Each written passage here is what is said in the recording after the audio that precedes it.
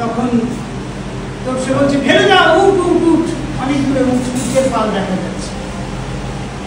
ওইটা দেখার সময় যে ঘটনাটা ঘটে সেটা হচ্ছে যে এত দূরে দূরে উটওয়ালারা উটগুলোকে ছেড়ে দেয়, পালে পালে উট চড়ে বেড়ায়। তার কারণই হচ্ছে ওই ডেজার্ট এরিয়ার মধ্যে কোনো জায়গাতে এরকম নেই যেখানে অনেকটা জায়গা জুড়ে ঘাস রয়েছে, বিক্ষিপ্তভাবে ঘাস আছে, কোথাও এখানে কোথাও এখানে। ঘাস মানে কি ওই কাঁটা ঝোপগুলো, তো উটগুলো দূরে দূরে চলে যায়। তা বড়মা জিজ্ঞেস করলেন উটওয়ালাকে যে উটগুলো যে চলে যাচ্ছে ওগুলো আবার ফিরে আসবে কি করে?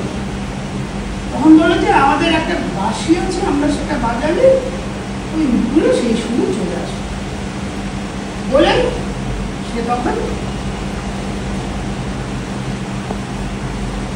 এই জিনিসটা দেখায়। দেখে আপনাদের মনে হবে এটা গণেশের মাথা, তাই না? আমারও প্রথম দেখে মনে হচ্ছে এটা কিন্তু মাটির তৈরি, পোড়া মাটি।